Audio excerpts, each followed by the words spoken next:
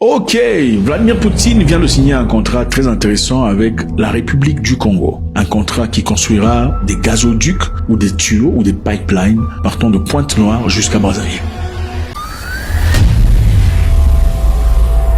Merci de nous avoir rejoints encore une fois de plus. Un nouveau dossier tombe entre nos mains. Comme vous le savez toujours, la République du Congo vient de signer un contrat qui va susciter beaucoup de bruit.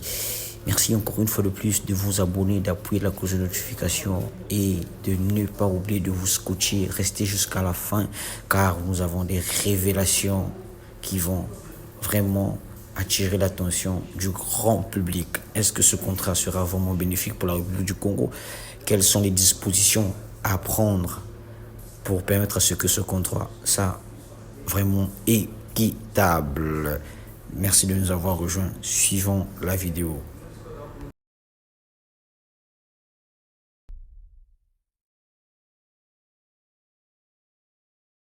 C'est pour un approvisionnement ininterrompu. L'Aléoduc assumera l'approvisionnement fiable en produits pétroliers tels que, vous savez, l'essence, le diesel, le kérosène et autres, depuis Pointe-Noire, où l'unique raffinerie du pays, la Congolaise Raffinage, existe, où la CORAF traite des millions de tonnes en effet par an, jusqu'à Brazzaville et ses environs actuellement.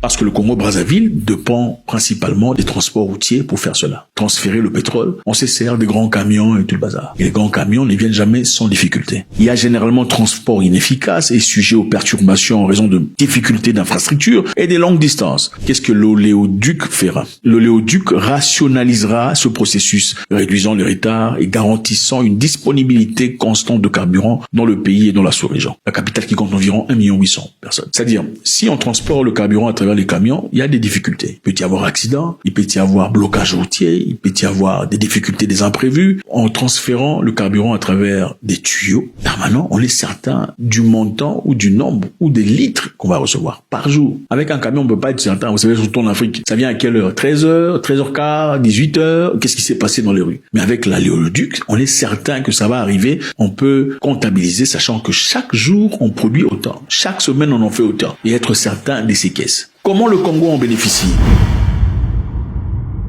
Le transport routier des produits pétroliers sur le vaste territoire de Congo-Brazzaville, de coûts de carburant, de maintenance, de temps. L'oléoduc réduira considérablement ce coût en permettant un transport direct, efficace et ponctuel de Pointe-Noire vers la région de la capitale. Cela pourrait réduire les prix des carburants pour les consommateurs, par exemple les taximens, toutes les personnes qui se déplacent, même ceux-là qui ont des grosses voitures bref, ça va réduire le prix pour le consommateur et les entreprises. Et ceci aussi, évidemment, vous savez, quand le prix du carburant monte, le prix de tout le monde, parce que voilà, le déplacement est très important, c'est inclus dans les frais. Quand le prix du carburant baisse, les prix de tout baissent.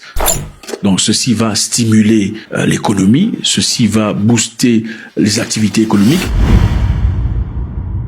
pendant 25 ans. La Russie aura 90% pendant que le Congo-Brazzaville aura 10%. Et ça sera pendant 25 ans. Je sais, je vois venir vous poser la question, comment est-ce possible? Pourquoi on peut accepter ça?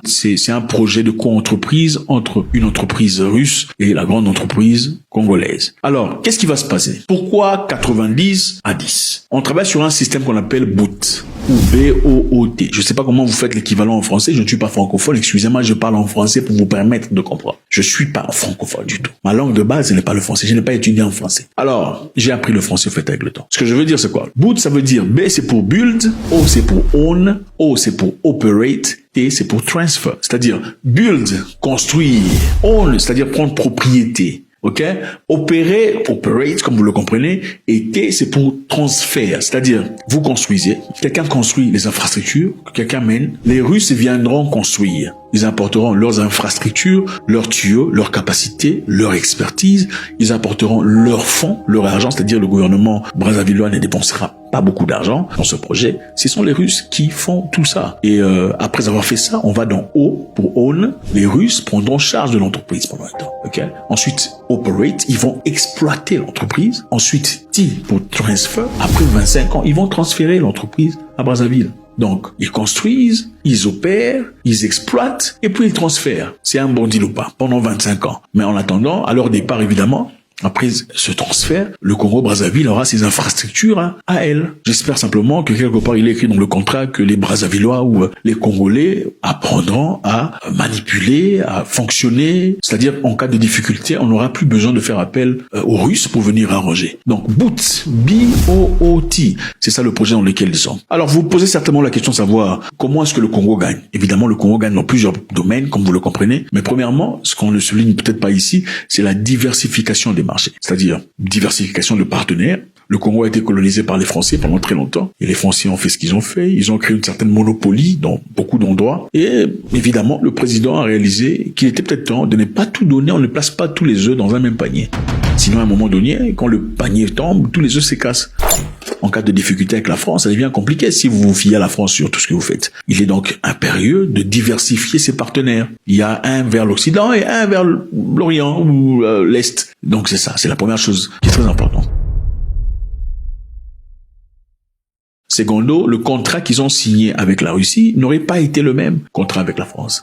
Historiquement, c'est différent. Donc déjà, la France gère certaines entreprises. Il y a Total qui est à Brazzaville et tout le bazar. Mais maintenant, il est important d'apporter d'autres personnes qui apportent des choses complètement différentes. Je vous rappelle que le président Sassou Nguesso était en Russie lors de la dernière fête russe, pendant la présence de tous ces gens-là. Alors, ça fait partie de plusieurs choses à travers lesquelles Congo-Brazzaville sera en train de gagner. Mais aussi, la Russie, évidemment, gagnera dans une diversification de marché. C'est-à-dire, généralement, les Russes avaient tendance à exporter leur carburant chez les Européens et le gaz. Mais maintenant, c'est quand même différent parce que voilà, il y a un nouveau marché en Afrique. Secondo, ça permet aux Russes de s'échapper ou de s'évader des sanctions qui sont établies sur eux. Vous savez, ils sont sanctionnés depuis 2022. Et maintenant, quand ils ont des projets, ils ont des investissements en Afrique, ça ne peut pas être sanctionné. C'est une façon de se cacher des sanctions. En 2022, la Russie avait gagné 71 milliards de dollars, ok, avec le pétrole seulement. Mais avec les sanctions, c'est très difficile. Mais avec ce projet, ça permettra à la Russie de pouvoir se faire de l'argent. Parce que le Congo-Brazzaville sera en train de desservir la RDC, la République démocratique du Congo. Ok, donc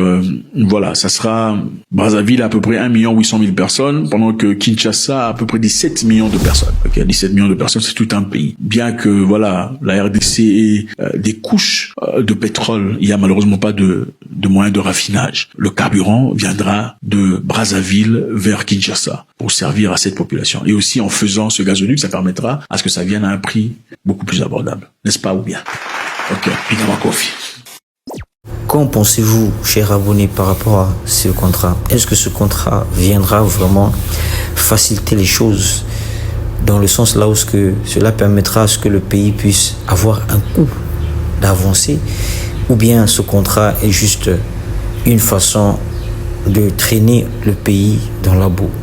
Merci de nous dire quelque chose en commentaire par rapport à ce que vous en pensez, car comme on le sait très bien, les bonnes choses arrivent lorsqu'on sait comment les exploiter. Et les opportunités, il faut savoir les exploiter. Est-ce que cette opportunité sera bel et bien exploitée et équitable? De notre part, on vous remercie, on vous dit ciao.